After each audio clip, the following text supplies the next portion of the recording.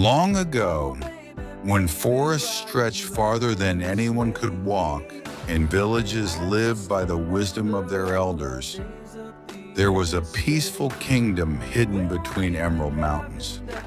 The people believed that every river had a spirit, every tree held a memory, and every full moon carried the voices of ancient ancestors. In this kingdom lived a young hunter named Kofi.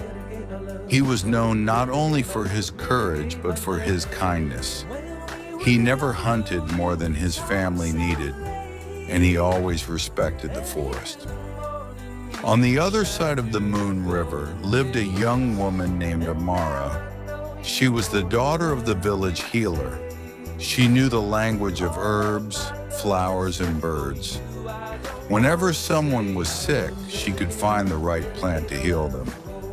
Although the two villages were only separated by the river, they had been enemies for generations. No one remembered how the conflict began. It had become a tradition never to cross the river. One evening, while collecting herbs, Amara heard the cry of an injured eagle. She followed the sound and found the bird trapped beneath a fallen branch. Before she could free it, another pair of hands lifted the branch. It was Kofi. The two stared at each other in silence. They knew they came from different villages, yet neither showed fear. Together they rescued the eagle. As the great bird spread its wings and flew into the sunset, a single white feather drifted into Amara's hands. "Perhaps this is a sign," she whispered. Over the following weeks, they secretly met beside the river, under the light of the moon. They shared stories, dreams, and laughter. Kofi taught Amara how to track animals without harming them. Amara taught Kofi how to heal wounds with forest herbs. Their friendship slowly became love. But legends say that the Moon River had its own guardian spirit. One night, an old woman appeared beside the water. Her silver hair shimmered like moonlight. "You may love each other," she said, "but true love is never tested by easy paths. The river remembers every promise ever broken." Before disappearing, she handed them a glowing stone. "If your hearts remain pure, this stone will shine forever. If greed, lies, or hatred enter your hearts, its light will disappear." The lovers promised to protect both their love and their people. Months passed, and the glowing stone never lost its light. One summer, however, a terrible drought struck both villages. Crops withered, wells dried up, hunger spread across the land. Each village blamed the other for stealing water. War drums echoed through the mountains. Kofi begged his chief for peace, but no one listened. Amara pleaded with her village elders, yet fear had already poisoned their hearts. The lovers knew that if war began, countless innocent lives would be lost. Remembering the old woman's words, they searched for the hidden Cave of Echoes, where ancient legends claimed the river spirit lived. After days of climbing cliffs and crossing dangerous forests, they reached the cave. Inside, glowing crystals covered the walls like stars. From the darkness emerged the river spirit. "You seek peace," the spirit said, "but peace always demands sacrifice."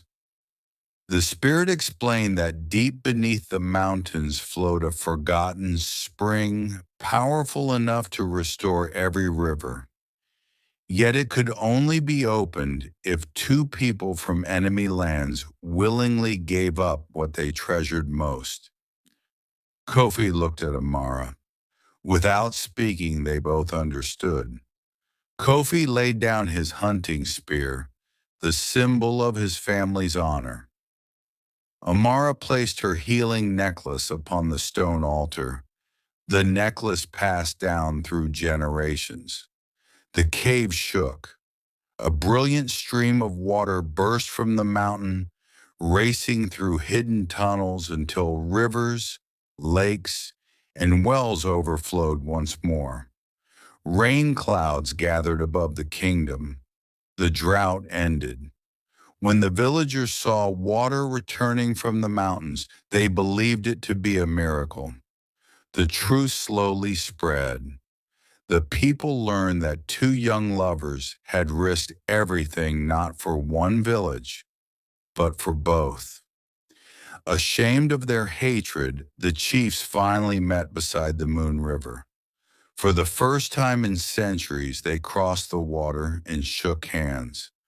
The river that once divided them became the river that united them. Kofi and Amara were married beneath the largest baobab tree in the kingdom. People from both villages sang together. Children danced where soldiers once stood. Years later, the old woman returned. "You have fulfilled the legend," she smiled. She touched the glowing stone, and it transformed into thousands of tiny lights that floated into the night sky. The people believed those lights became stars, reminding future generations that love is stronger than fear, stronger than hatred, and stronger than the oldest traditions. Even today, elders tell travelers that if they stand beside a quiet river during a full moon and make a promise with an honest heart, they may see two reflections walking hand in hand across the water. Some say they are only reflections. Others believe they are Kofi and Amara, the Moon River lovers, whose courage turned enemies into family.